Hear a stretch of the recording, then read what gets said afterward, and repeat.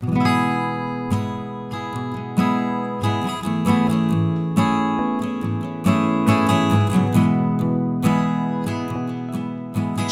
capítulo 1, eu desejo ler do versículo 1 ao versículo 12. Diz assim um texto da palavra do Senhor. Tiago, servo de Deus e do Senhor Jesus Cristo, as 12 tribos que se encontram na diáspora, saudações.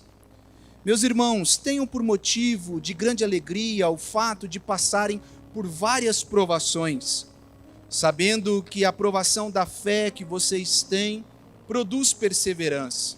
Ora, a perseverança deve ter ação completa, para que vocês sejam perfeitos e íntegros, sem que lhes falte nada. Se, porém, algum de vocês necessita de sabedoria, peça a Deus, que a todos dá com generosidade e sem reprovações, e lhe será concedida. Peça, porém, com fé, em nada duvidando, pois o que duvida é semelhante à onda do mar, impelida e agitada pelo vento. Que uma pessoa destas não pense que alcançará do Senhor alguma coisa, sendo indecisa e inconstante em todos os seus caminhos. Verso 9. O irmão de condição humilde glorie-se na sua exaltação, o rico na sua humilhação, porque ele passará como a flor do campo, porque o sol se levanta com seu calor ardente, a planta seca e a sua flor cai e a formosura do seu aspecto desaparece. Assim também o rico murchará em seus caminhos. Verso 12. Bem-aventurado é aquele que suporta com perseverança a provação, porque depois de ter sido aprovado, receberá a coroa da vida, a qual o Senhor prometeu aos que o amam. Amém, queridos? Irmãos, há um tempo atrás eu estava conversando com um rapaz, um fornecedor lá da empresa, e ele estava me explicando, ele é um fornecedor de vinhos, um sommelier, e ele estava me explicando sobre o solo argentino, a uva argentina, né? Hoje o vinho argentino é um dos vinhos, é o quinto mais vendido no mundo. E ele estava me explicando e dizendo assim: Daniel, você sabe por que o vinho é tão bom? Porque a videira tem que sofrer para encontrar raízes no solo argentino. Ele disse que o solo argentino é um solo rochoso, é um solo difícil.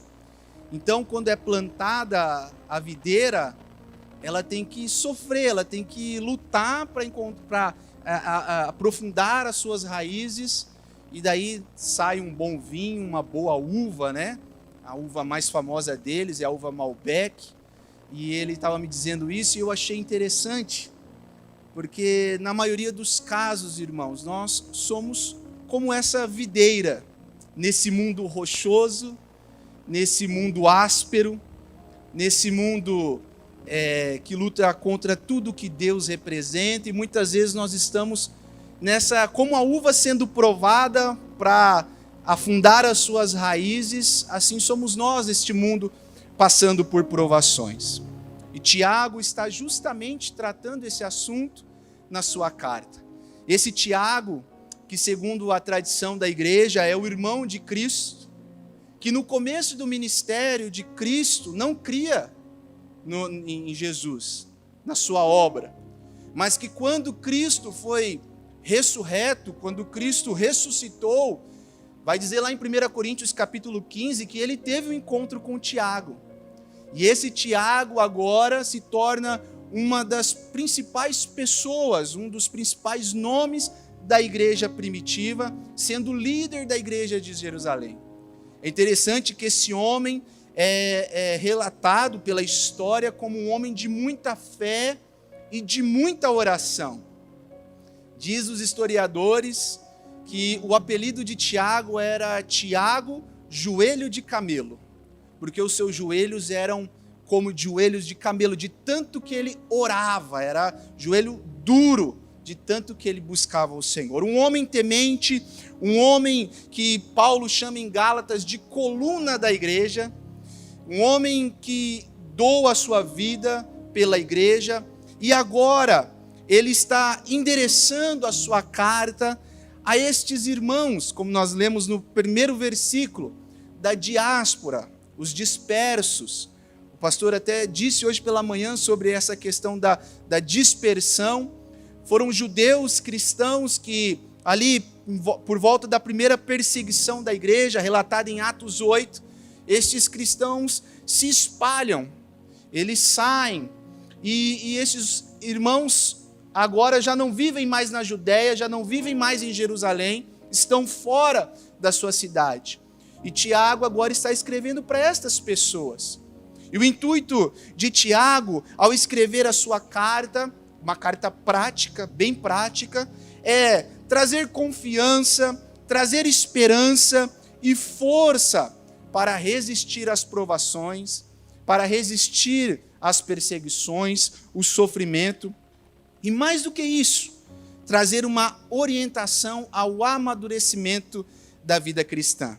O tema desta carta é maturidade.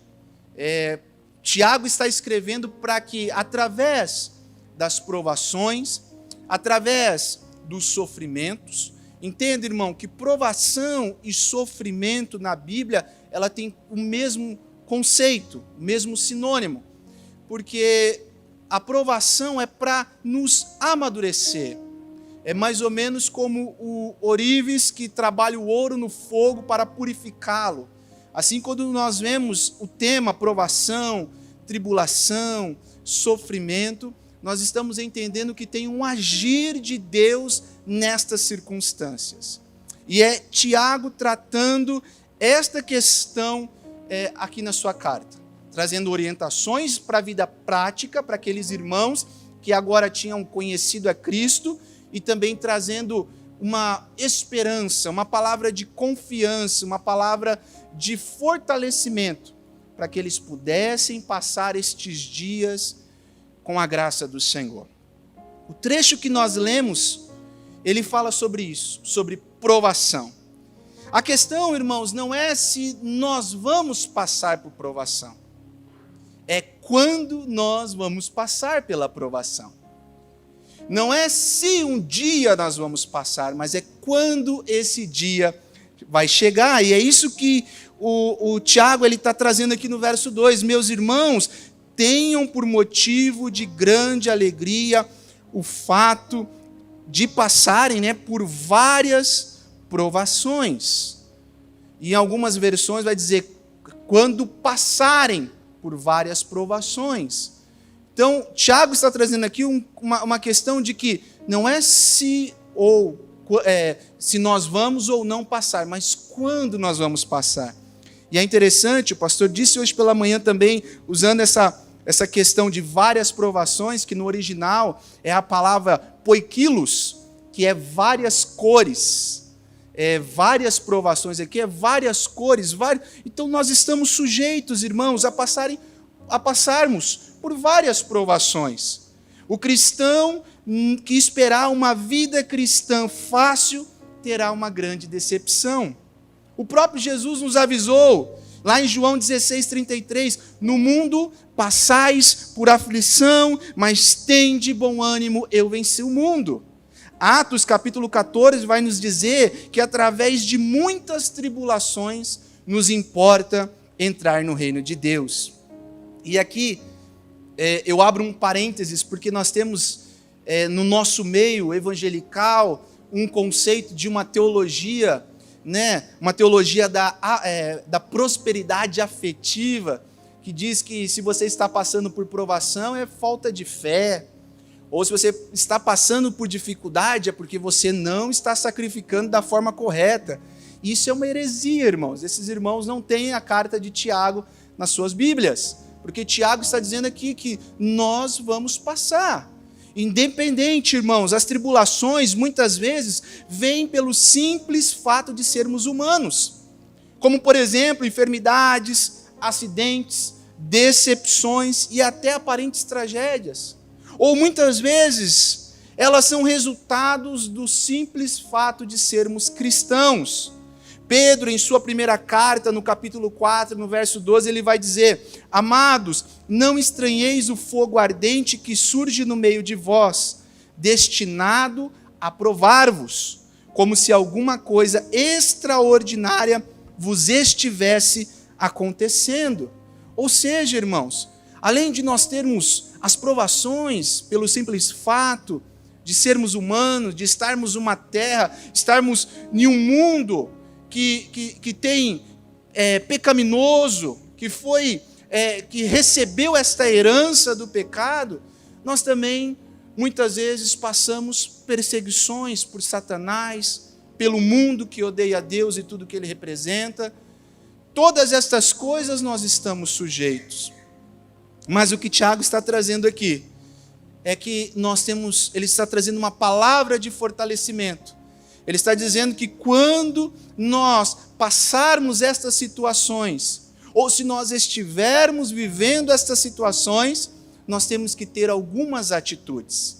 E ele vai nos expor, nesse texto, as atitudes que nós devemos ter diante das provações. E em primeiro lugar, Tiago vai nos dizer que diante das provações nós temos que ter uma atitude alegre.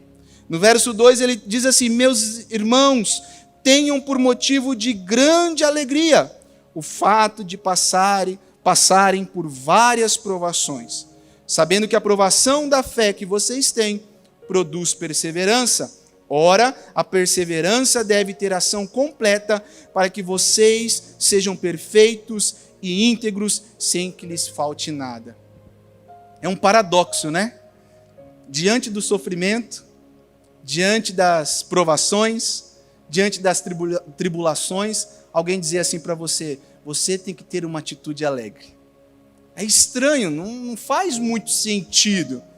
Tiago dizer para nós: olha, diante do seu sofrimento, tenha uma atitude alegre.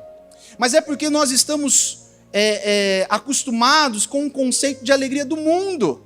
Aquele conceito de prazer, de quando eu ganho alguma coisa, quando eu tenho alguma coisa que me dá satisfação, nós estamos acostumados com isso.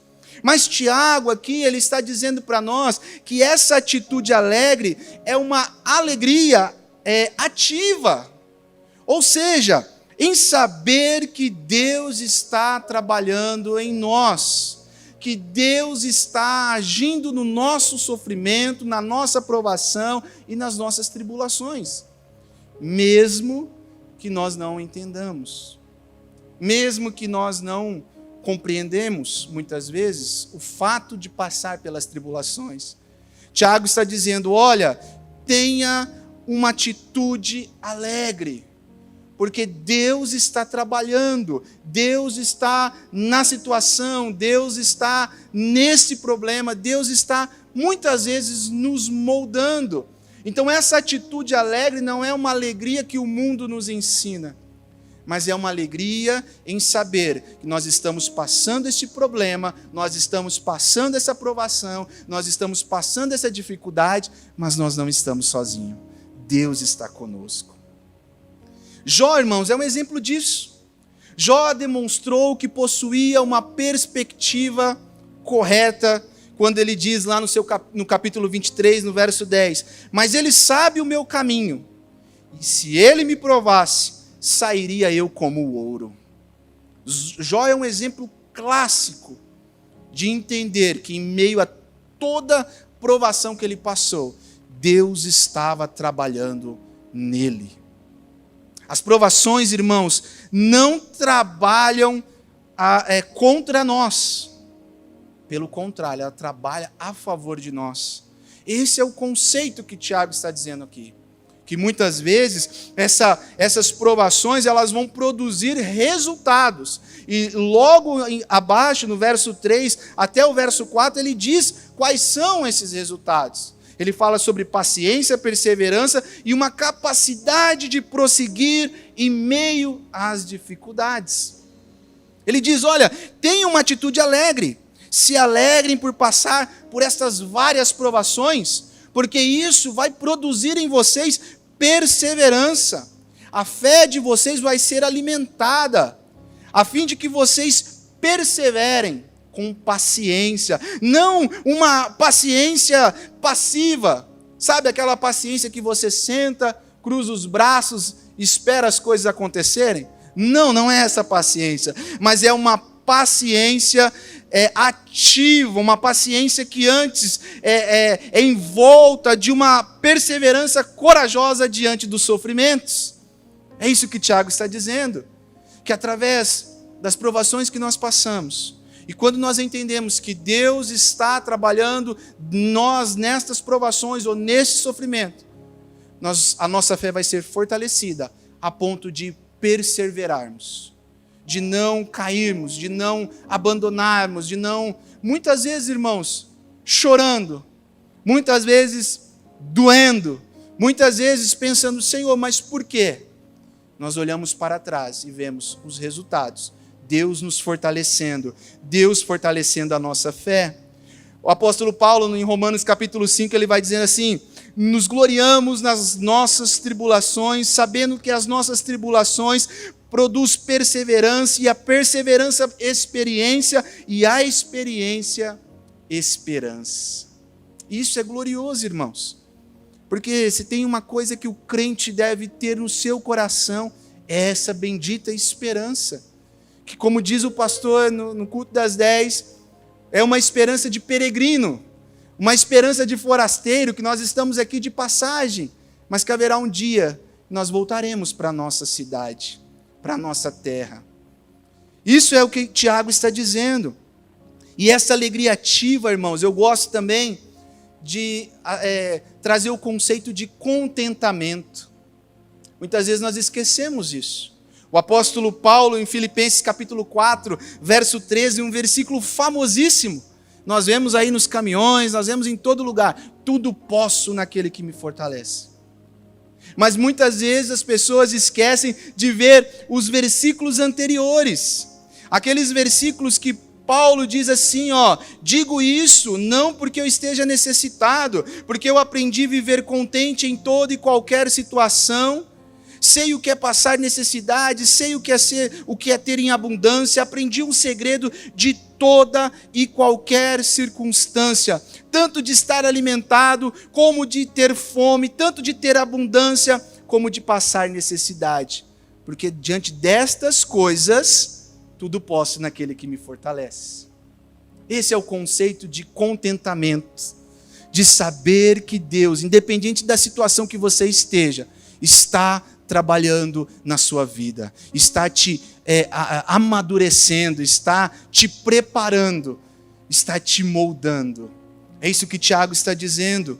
Tiago está nos mostrando, irmãos, que as provações, nesse primeiro ponto de uma atitude alegre, Tiago está nos mostrando que as provações trabalham com o intuito de nos tornar perfeitos, ou seja, maduros. Essa é a palavra no original. A palavra no original traz um conceito de pessoa adulta. E íntegros, ou seja, santificados, tirando de nós a corrupção do mundo, a corrupção do pecado, aquilo que nos tira de Deus. Então, muitas vezes, Deus está trabalhando em nós. Em segundo lugar, meus irmãos, Tiago vai nos ensinar que diante das provações, nós devemos pedir sabedoria do alto. Alguém já disse que conhecimento é a capacidade de desmontar coisas, enquanto a sabedoria é a capacidade de montá-las. No verso 5 ao verso 8, Tiago vai dizer: se porém algum necessita de sabedoria, peça a Deus que a todos dá com generosidade e sem reprovações, e ela será concedida. Peça, porém, com fé, em nada duvidando, pois o que duvida é semelhante à onda do mar, impelida e agitada pelo vento. Que uma pessoa dessas não pense que alcançará do Senhor alguma coisa, sendo indecisa e inconstante em todos os seus caminhos.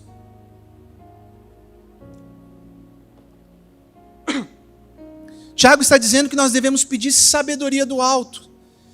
Porque pedir sabedoria para suportar as provações.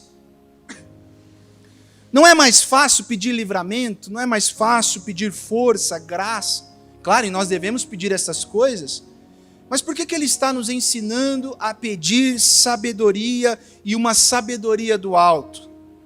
Porque Tiago, por um motivo, Tiago está nos dizendo que nós não devemos desperdiçar as oportunidades que Deus nos concede de amadurecer e crescer na fé. Diante das provações, meus irmãos, Deus está nos ensinando algo. Eu tenho certeza que se eu perguntar aqui quem já passou por alguma provação, todos aqui vão levantar as mãos. Quem já passou por algum sofrimento, todos aqui vão levantar as mãos. E como este sofrimento e essa provação te ensinou, te amadureceu, para que quando outra pessoa, passando pela mesma situação, chegou diante de você e disse, você diz, olha, eu sei como é isso. Eu já passei por isso. Eu já enfrentei isso. Eu já suportei essa dor. Há uns anos atrás, nós passamos uma grande dificuldade dentro da minha casa. Eu ainda não era casado, eu sou o filho mais velho. E tivemos um caso de depressão na família. E nós não sabíamos como lidar. E eu tive que assumir toda a minha casa, tive que enfrentar aquela dificuldade. E aquele medo, aquela angústia, aquela pessoa querida que você via ali agora debilitada, mas nós vencemos, nós passamos por aquilo, e hoje com certeza, se alguém procurar, a gente vai saber, porque Deus nos deu sabedoria, Deus nos ajudou naquele momento, por mais que muitas vezes nós perguntávamos por quê, nós não sabíamos. Um menino de 18, 19 anos, tendo que assumir toda a sua casa, irmãos pequenos, negócio da família. E aí, naquela angústia, hoje, irmãos, nós olhamos para trás e vemos como Deus nos lapidou e como Deus nos deu sabedoria para aquele momento. Então, Tiago está dizendo isso, que essa sabedoria que nós devemos pedir é para nós não desperdiçarmos as oportunidades que Deus nos concede. E mais do que isso, Tiago ele usa um imperativo aqui, nós não devemos somente pedir sabedoria, mas devemos pedir com fé. Com fé, irmãos. Porque a maior barreira para as respostas das nossas orações é a incredulidade. É orarmos sem fé. É pedirmos sem certeza de que Deus pode fazer. Aqui Tiago usa a metáfora das ondas do mar, que vão para um lado e para o outro, com a voz e o poder do vento. E ele está dizendo que é como este mar, que nós não devemos ser assim, que nós não devemos ser uma pessoa que pede a Deus duvidando, mas devemos pedir com fé. Um exemplo é Pedro, quando viu Jesus caminhando sobre o mar, e disse, mestre, deixa que eu vá até o Senhor. E Jesus diz, venha. E quando ele vai, quando os seus olhos ainda estão fixados no mestre, ele está caminhando. Mas quando veio as ondas, quando ele escutou o barulho dos ventos, ele temeu, ele duvidou e começou a afundar. E Jesus lhe disse, homem de pequena fé, por que duvidastes? Não é somente pedir sabedoria, Senhor, me dá sabedoria, mas é pedir com fé, crendo que Deus vai nos ajudar a passar por este momento, por este vale, por esta tribulação, por este sofrimento. As provações, meus irmãos, podem trazer muitas perplexidade, angústia, incerteza, desespero. Precisamos de muita sabedoria para atravessar esses momentos. E essa sabedoria se obtém com uma completa dependência de Deus, expressa na oração. Jó, no capítulo 42, depois de ter passado todo aquele problema, aquele vale, aquele sofrimento na sua vida, ele exclama bem alto, bem sei que tudo podes, e que nenhum dos teus propósitos pode ser impedido.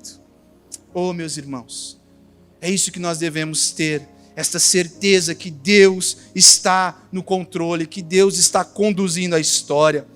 Esther orou porque o seu povo estava sendo perseguido. Ana orou porque não via solução no seu ventre estéril. Elias orou quando a sua fé estava sendo testada no Monte Carmelo. Jesus orou quando a angústia da cruz abateu o seu coração. Ele disse: Pai, se possível, passa de mim este cálice. Contudo, não seja como eu quero, e sim como tu queres. É uma sabedoria pedida com fé no Senhor. Provérbios 9 vai dizer que o temor do Senhor é o princípio da sabedoria. Peça ao Senhor sabedoria. Peça com fé. Peça com certeza. Peça com convicção que Deus está trabalhando e Ele vai te ajudar. Em último lugar, irmãos, para nós finalizarmos. Então, Tiago, aqui na sua carta, neste trecho que nós lemos, ele vai dizer que diante das provações, diante do sofrimento, nós temos que ter uma atitude alegre, uma alegria ativa, uma alegria em saber que Deus está conosco no barco. Em segundo lugar, ele vai dizer que nós devemos pedir sabedoria do alto, mas pedir com fé, crendo que Ele vai fazer. E em terceiro lugar, irmãos, ele vai nos dizer que nós temos que crer que a nossa recompensa não se compara com as provações desta terra. No verso 12 ele diz assim: bem-aventurado é aquele que suporta com perseverança a provação, porque depois de ter sido aprovado, receberá a coroa da vida, a qual o Senhor prometeu aos que os amam. Meu irmão, minha irmã, eu não sei da sua provação, eu não conheço o teu sofrimento, eu não sei das tuas angústias. Talvez ele seja momentâneo, ou quem sabe não. Mas eu tenho uma palavra de esperança para você. Nenhum sofrimento dessa terra, nenhum luto, nenhuma depressão, nenhuma tragédia, nenhum abandono, nenhuma tribulação financeira, nada, absolutamente nada, se compara com aquilo que Deus nos preparou. Possa ser, meu irmão, que você vai viver com essa dor. Possa ser que durante o nosso período nessa terra você vai viver com o teu sofrimento, com as tuas lutas, com angústia no teu coração. Mas deixa eu te dizer uma coisa: haverá um dia que isso passará. Haverá um dia que estas coisas cessarão. E como diz o apóstolo Paulo em 2 Coríntios capítulo 4, versos 16 a 18, ele diz: por isso não desanimemos. Embora exteriormente estejamos a desgastar-nos, interiormente estamos sendo renovados dia após dia, pois os nossos sofrimentos leves e momentâneos estão produzindo para nós uma glória eterna, que pesa mais do que todos os sofrimentos. Assim, fixemos os nossos olhos não naquilo que se vê, mas no que não se vê, pois o que se vê é transitório, mas o que não se vê é eterno. Oh, meus irmãos, essa é a maior palavra de esperança para nós, nestes dias de incerteza, nestes dias de dificuldade. Eu não sei o que você tem colocado diante de Deus, mas tenha certeza, naquela palavra de Apocalipse 21, verso 4, que naquele grande dia não haverá mais choro, não haverá mais luto, não haverá mais desespero, não haverá mais nada. Nós estaremos para sempre com o nosso Senhor, triunfando em meio às provações, triunfando em meio às nossas tristezas, triunfando em meio ao luto, triunfando em meio à depressão, triunfando em meio a todo o sofrimento. Nós estaremos com o Senhor e Ele enxugará dos nossos olhos toda lágrima. toda lágrima e seremos abundantes, plenos em Cristo Jesus. Creia nisso, meu irmão. Creia que Deus está trabalhando. Creia que Deus está te moldando. Creia que Deus está te lapidando. Creia que Deus está te preparando para este momento, para essa bendita esperança. Amém.